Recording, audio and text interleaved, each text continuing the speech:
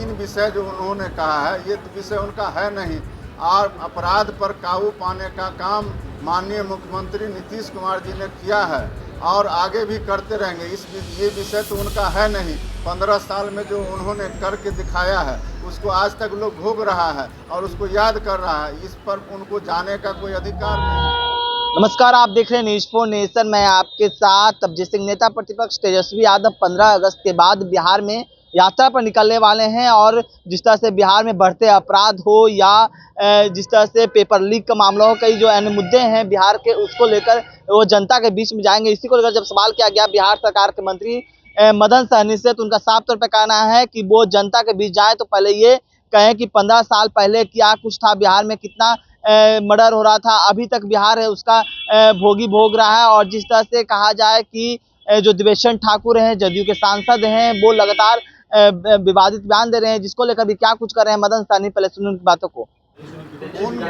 तेजस्वी यादव से सबसे पहले तो ये सवाल पूछना चाहिए ना, अगर ये बात बोल रहे हैं कि 5 दिन का सदन में एक दिन भी उनको समय नहीं मिला।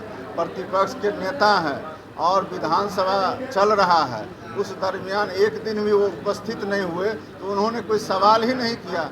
जब उन्होंने कोई सवाल नहीं किया तो सरकार कैसे जवाब दे सकता है जब वो उपस्थित ही नहीं थे। प्रतिपक्ष के नेता हैं और इस हैसियत से उनको 5 दिन उपस्थित रहना चाहिए। सरकार उसका कोई भी बात अगर करती है तो उसका जवाब देगी, क्यों नहीं देगी। और किस मसले पर सरकार पीछे हटने वाली है? सरकार काम करने वाली है ना। जो आदमी कभी काम ही नहीं किए वो क्या सवाल करेंगे। 3 विषयों को लेकर आप लोग को घेरने के लिए सड़क पर जा रहे हैं। आरक्षण नहीं, 3 विषय जो उन्होंने कहा है ये विषय उनका है नहीं। और अपराध पर काबू पाने का काम माननीय मुख्यमंत्री नीतीश कुमार जी ने किया है और आगे भी करते रहेंगे।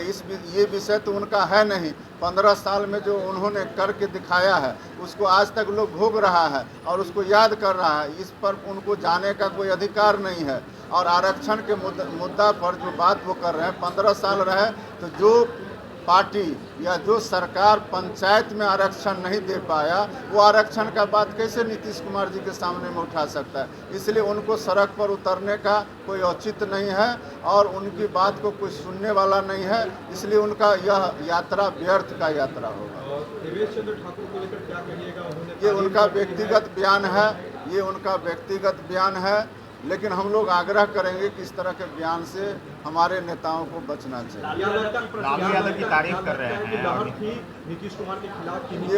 ये उनका व्यक्तिगत सोच है, इसमें हम लोग कोई टिप्पणी नहीं। देवेश ठाकुर ने कहा कि लालू जी ने समर्थन किया, उससे हमें ये तो वही जानते हैं, हम लोग नहीं जानते। हम लोग तो सिर्फ इतना जानते हैं कि एनडीए के जितने तमाम वोटर थे, सपोर्टर थे, पार्टी के नेता थे, सभी ने उनको सम्मान दिया, वोट दिया और वो सांसद बने।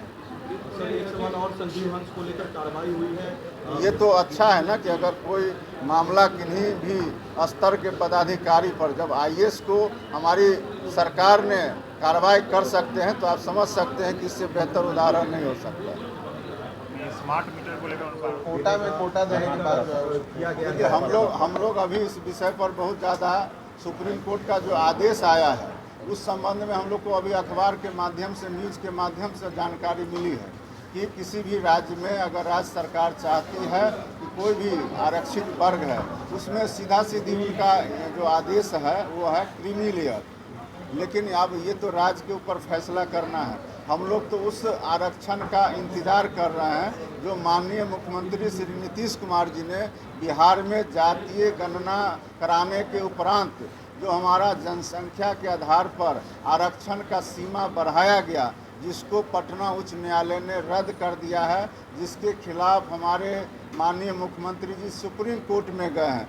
इस आदेश के बाद हम लोग को बिहार के तमाम जो बढ़े हुए आरक्षण के दायरे में आने वाले वर्ग हैं उनको इस बात का इंतज़ार है कि आने वाला समय में सुप्रीम कोर्ट ज़रूर हमारे जो बढ़े हुए आरक्षण है उस पर सहानुभूतिपूर्वक विचार करेगी। और चूँकि राज्य सरकार बढ़े हुए जनसंख्या के आधार पर इन वर्गों को, अनुसूचित जाति, जनजाति, अति पिछड़ा और पिछड़ा वर्ग के लोगों को आरक्षण का दायरा बढ़ाया गया था और उस जनसंख्या में सभी का यह भी दिखाया गया था कि इनकी शैक्षणिक स्थिति क्या है, सरकारी नौकरी में इनके कितने हिस्सेदारी है, आर्थिक रूप से ये कितने कमज़ोर हैं, उस आधार पर भी आरक्षण का दायरा बढ़ाया गया था।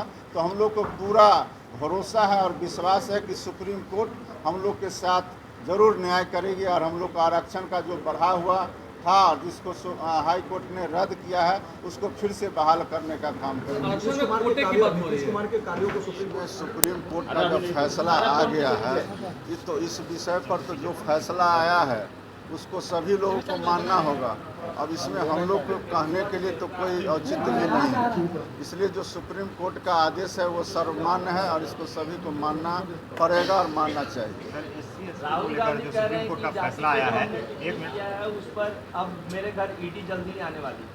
अब इस संबंध में हम लोग न जानते हैं न हम इसमें बहुत ज़्यादा बता सकते हैं। जिनके यहाँ ईडी जाएगा और जो बयान देते हैं वही इसका जवाब भी दे सकते हैं, इसमें हम लोग क्या जवाब दें। सुप्रीम कोर्ट ने SC/ST का आरक्षण है उसमें आरक्षण देने की बात कही है। एक आदमी लोगों ने बात नहीं सुनी, सड़क पर अपनी बात को रखेंगे। क्या बोले अपने एक आदमी तो आपने सुना बिहार सरकार के मंत्री मदन सहनी किस तरह से देवेशन ठाकुर को लेकर उन्होंने साफ तौर पे कहा है कि देखिए वो इस तरह के बयान से बचना चाहिए उन्हें, और जिस तरह से तेजस्वी यादव यात्रा पर निकल रहे हैं उसको लेकर भी क्या कुछ कहा आपने सुना। तमाम को न्यूज़ के साथ नमस्कार।